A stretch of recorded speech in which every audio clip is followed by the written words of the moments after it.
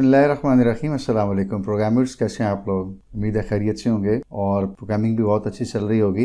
अगर आ रहे होंगे कोई बात नहीं, तो शुरू में ये चीज़ें आती हैं, आपने घबराना नहीं है। नेवर गिव अप, परसिस्टेंस होनी चाहिए आप में और कंटिन्यूस इंप्रूवमेंट का फैक्टर जो है उसको कभी भी नज़रअंदाज मत कीजिए।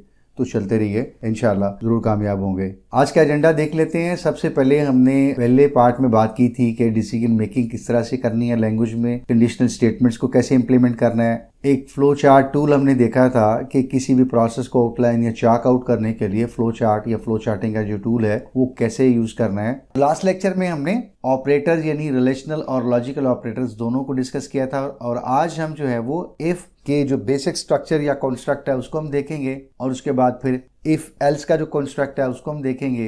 यानी डिसीजन मेकिंग जो लैंग्वेज में इंप्लीमेंट की जाती है उसको हम देखेंगे और उसके बाद फिर एक एग्जाम्पल इफ की भी करेंगे और फिर इफ एल्स की आपकी हैंडआउट में एक एग्जाम्पल गिवन है तो हम वो एग्जाम्पल करेंगे। तो चलिए हम स्टार्ट करते हैं।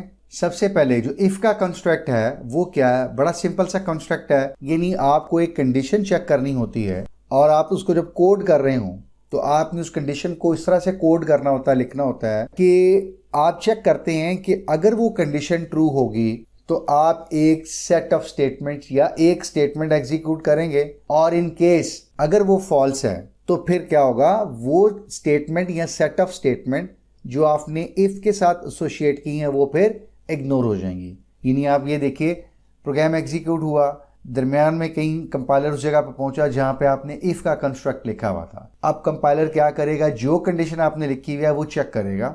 अगर वो कंडीशन ट्रू है तो वो इफ का ब्लॉक के अंदर चला जाएगा और अगर एक स्टेटमेंट या मल्टीपल स्टेटमेंट आपने लिखी हुई हैं या कोई एक्शन आपने परफॉर्म करने का कहा हुआ है वो एक्शन परफॉर्म हो जाएगा, वो स्टेटमेंट एग्जीक्यूट हो जाएंगी। इन केस आपकी जो इफ की कंडीशन थी वो फॉल्स थी तो पूरा ब्लॉक कंपाइलर ने इग्नोर कर दिया। इफ के बाद जो स्टेटमेंट आ रही हैं आपके मेन फंक्शन में कंपाइलर उनको एग्जीक्यूट कर देगा। तो इस तरह से ये आपका इफ का कंस्ट्रक्ट जो है या इफ की कंडीशन जो है वो चेक होती है। तो बेसिक कंस्ट्रक्ट क्या है? बड़ा सिंपल है। इफ का हम कीवर्ड लिखते हैं और उसके बाद पैरेंथेसिस में हम अपनी कंडीशन मेंशन करते हैं। लेक्चर 5 के पार्ट 2 में हमने देखा था कि हमने रिलेशनल ऑपरेटर को यूज करते हुए कंडीशन कैसे चेक करनी है या कैसे कंडीशन को रिप्रेजेंट करना है। हमने एग्जाम्पल देखी थी, if salary is less than 50,000, right? तो ये हमारी एक कंडीशन है, ठीक है। ये एक और कंडीशन हो सकती है। तो इफ में कोई एक हम कंडीशन देंगे और उसके बाद फिर हम अपने इफ का ब्लॉक शुरू करेंगे। लेफ्ट जो करली ब्रेसेस हैं this is start of the block और जो राइट है that is close of the if block. तो इस ब्लॉक के अंदर एक स्टेटमेंट भी हो सकती है, दो भी हो सकती हैं, इससे ज्यादा भी हो सकती हैं। तो जो इस ब्लॉक के अंदर होगा वो एग्जीक्यूट कब होगा? अगर इफ की कंडीशन ऊपर ट्रू होती है तो। लेकिन अगर इफ की कंडीशन ये फॉल्स होती है यानी वो कंडीशन जो इफ के पैरेंथेसिस के अंदर लिखी हुई है तो ये पूरा ब्लॉक इग्नोर हो जाएगा और इफ के जो बाद स्टेटमेंट्स लिखी होंगी कंपाइलर उनको एग्जीक्यूट कर देगा। जी स्टूडेंट्स, तो हम ये सिंपल सी एग्जांपल देखते हैं। इफ के केस में हमने एक इंटीजर एज का वेरिएबल लिया और उसमें 17 एक वैल्यू स्टोर कर दी है और हम एज्यूम ये कर रहे हैं कि ये कोई एक सपोर्ट्स का टेस्ट हो रहा है। तो उस सपोर्ट के टेस्ट में यानी उस पर्टिकुलर टेस्ट में जो क्राइटेरिया है वो ये है कि कैंडिडेट की एज 18 साल या उससे ज़्यादा होनी चाहिए। तो हमने एज में जो नंबर लिया है यानी कैंडिडेट की एज जो है वो स्टोर करवाई है वेरिएबल में, दैट इज 17। अब हम कंडीशन क्या लगा रहे हैं कि if age is greater than और इक्वल टू 18 तो फिर ब्लॉक में आए और ये एग्जीक्यूट करें कंग्रेचुलेशन की स्टेटमेंट। लेकिन अगर ये कंडीशन फॉल्स है, फॉल्स कब होगी? जब उस कैंडिडेट की एज इस 18 साल जो हमने कंडीशन दी हुई है इस या इससे ज्यादा नहीं है, मतलब यानी 18 से कम है, 18 भी नहीं है और उससे ज्यादा भी नहीं है, तब ये कंडीशन फॉल्स होगी और फिर हमारी पूरी स्टेटमेंट जो है ना इफ का ब्लॉक वो इग्नोर हो जाएगा, कंपाइलर उसको इग्नोर कर देगा और फिर आपकी जो स्टेटमेंट है cout thank you for contacting us simply ही एग्जीक्यूट होगी। ठीक है, तो अभी हमने एज ली हुई है 17 और अभी हम देख सकते हैं कि ये कंडीशन हमारी फॉल्स हो रही है यानी 17 इज ग्रेटर देन और इक्वल टू 18, तो ये फॉल्स है। कंपाइलर इस ब्लॉक को इग्नोर करेगा और ये सी आउट की statement thank you for contacting us simply ये प्रिंट करेगा। हम इसको कंपाइल करके चेक भी कर लेते हैं तो कोई एरर तो नहीं है।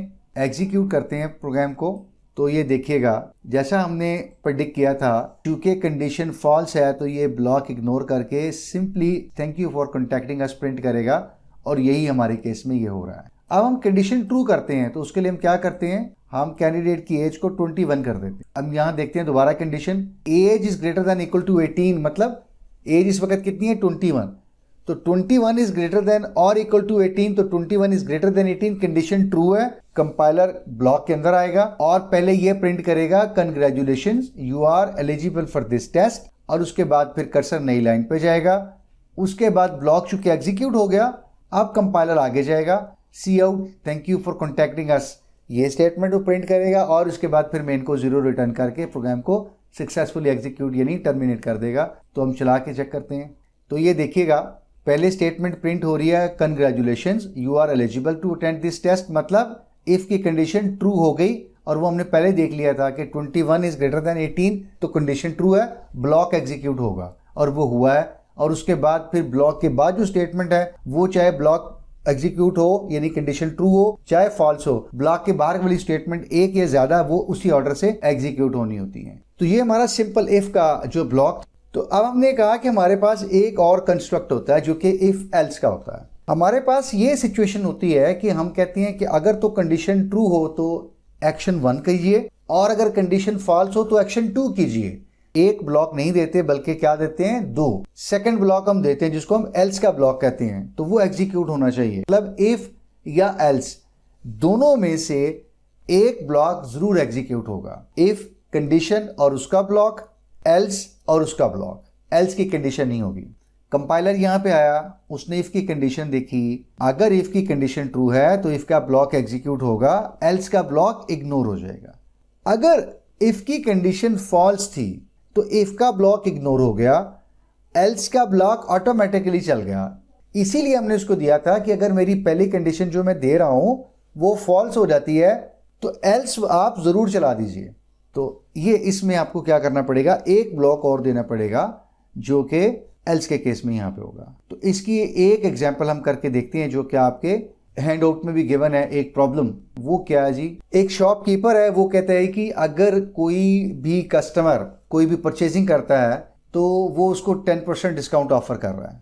शॉपकीपर ये कहता है कि अगर किसी कस्टमर का बिल जो है वो 5,000 से ज्यादा हो जाएगा तो वो उसको 15% डिस्काउंट देगा। तो ये कंडीशन एक लग गई। अब हमारा डिसीजन होना है। अगेन देखिएगा जितनी चीजें हमने शुरू से अब तक की हैं उन सबको इस प्रॉब्लम में जरा एक्शन में लाइएगा।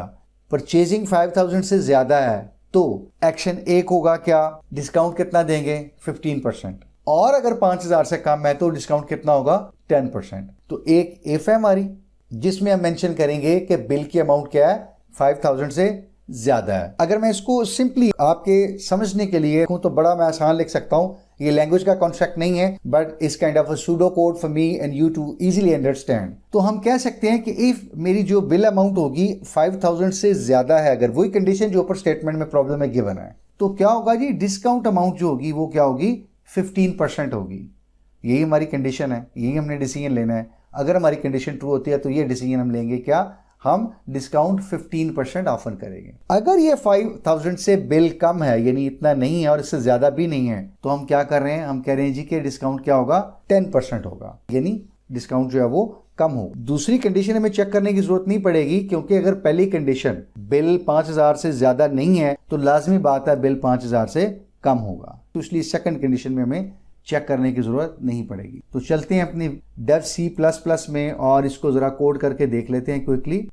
हमें अगर पॉइंट में आंसर लेना है तो उसको फ्लोट यूज करते हैं। एक हमारे पास बिल अमाउंट हो गया, एक हमारे पास डिस्काउंट हो गया और एक नेट अमाउंट हो गया। यानी बिल अमाउंट का वेरिएबल है, इसमें कोई एक नंबर रख लेते हैं। हम कहते हैं जी कि 3,480 रुपए ये उनका बिल बना। अब आप बताइए कि उनका डिस्काउंट कितना बनता है और उनकी नेट अमाउंट कितनी बनती है। तो हम क्या करते हैं, इफ की कंडीशन से स्टार्ट करते हैं। तो हमने कहा था कि बिल अमाउंट जो है वो 5,000 से ज्यादा है, तो हम कहेंगे जी if bill amount is greater than 5,000, अगर ये इससे ज्यादा है तो फिर आप क्या कीजिए, डिस्काउंट आप निकालिए।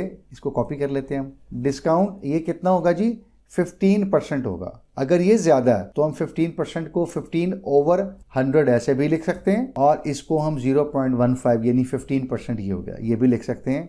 दोनों सूरतों में एक ही। तो 0.15 यानी 15% हम उसको डिस्काउंट दे रहे हैं कितनी अमाउंट के ऊपर, जो भी उसका बिल बना है, तो मल्टीप्लाई बाय बिल अमाउंट, ये उनकी डिस्काउंट की अमाउंट हो जाएगी। और उनकी नेट अमाउंट क्या बनेगी, जितना डिस्काउंट दिया है बिल में से माइनस कर दीजिए। तो net amount is equal to जो उनकी बिल की अमाउंट बनी है इसमें से जितना उनका डिस्काउंट है ये हमने क्या कर दिया, माइनस कर दिया। और अब हम उनको प्रिंट करवा देते हैं, cout your discount amount is क्या, डिस्काउंट इज इक्वल टू, तो इसको प्रिंट करवा दीजिए। और उसके बाद एक लाइन नहीं पे जाके इसी तरह cout your net amount is, यानी जो उन्होंने पे करनी है, पेएबल जो उनका वो है, वो अमाउंट कितनी है, सी आउट, और वो आपने कहाँ रखी हुई है, नेट अमाउंट के अंदर, ये आपने। और उसके बाद फिर एंड लाइन। तो ये आपने किया कि अगर तो बिल की अमाउंट जो है वो 5,000 से ज्यादा है, अगर नहीं होगा तो कम होगा 5,000 से, तो इसलिए हम एल्स के पार्ट में हम आ जाएंगे। एल्स के पार्ट में सेम हम यही काम करेंगे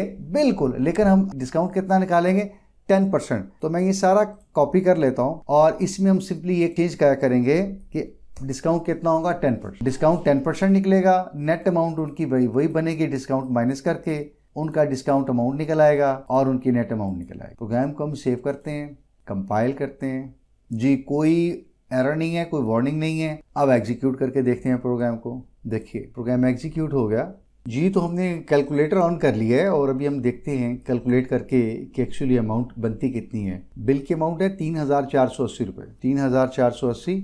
अब ये देखिए तो ये क्या 3,480 रुपये 5,000 से ज़्यादा है, बिल्कुल नहीं। तो ये कंडीशन इफ वाली क्या हो जाएगी, फॉल्स हो जाएगी। अगर ये इफ वाली कंडीशन फॉल्स होती है तो ये पूरे का पूरा जो ब्लॉक है, ये स्टेटमेंट नंबर 11 से लेकर 22 तक, ये सारे का सारा क्या हो जाएगा, इग्नोर हो जाएगा। अगर ये इग्नोर होता है तो इसका मतलब ये है कि आगे फिर एल्स का ब्लॉक जो है वो एग्जीक्यूट हो जाएगा। तो अगर एल्स के ब्लॉक में हम आते हैं तो आप देख सकते हैं कि हमने डिस्काउंट कितना लिया हुआ है, इसका 10% हम निकालते हैं, मल्टीप्लाई बाय 0.10, तो ये निकलता है 348। तो ये देख लीजिए हमने नीचे क्या डिस्प्ले कराया हुआ है, your discount amount is discount. तो हमने यहाँ डिस्काउंट अमाउंट कितनी निकल रही है, 348। और अभी हमने कैलकुलेट की है कि 3,480 रुपये की 10% जो है वो कितनी बनती है, 348। तो इसका मतलब है डिस्काउंट अमाउंट जो है वो 10% निकल रही है, जो कि एल्स के केस में है और बिल्कुल यही निकलनी चाहिए थी। और अब नेट अमाउंट निकाल के देखते हैं कि 3,480 में से 348 348 सब्ट्रैक्ट करें तो हमारा बिल कितना बनता है, 3,132। तो your net amount is 3,132 rupees. अभी हम एक काम करते हैं, अभी हम डेलिबरेटली इसको 6,800 रुपये कर देते हैं बिल को, ताकि इफ़ की कंडीशन ठीक हो जाए और इफ़ का ब्लॉक एग्जीक्यूट हो, क्योंकि अब 6,800 रुपये जो हैं वो 5,000 से ज़्यादा हैं। तो इफ़ की कंडीशन ट्रू हो रही है तो अब 15% डिस्काउंट निकलेगा और ये सारी की सारी कैलकुलेशन इफ़ वाली होंगी। तो एक दफ़ा फिर इसको कंपाइल करके चेक करते हैं, देखते हैं जी। अब हमारी फर्स्ट कंडीशन जो है वो ट्रू हमने की हुई है डेलिबरेटली। तो अब हम दोबारा जो है वो चेक करते हैं जी। तो हम देखते हैं कि 6,800 पे 15% डिस्काउंट कितना बनता है, 1,800 मल्टीप्लाई बाय 15% यानी 0.15, तो ये बना 1020। तो आप देख लीजिए डिस्काउंट जो है वो उतना ही है, 1020। अब हम देखते हैं कि 6,800 माइनस जितना डिस्काउंट है दैट इज 1020। तो ये पीछे हमारे पास नेट अमाउंट जो पेबल या कस्टमर ने पे करनी है, यानी डिस्काउंट माइनस करके ये लेस करके दैट इज 5,780। वो देख लीजिए 5,780।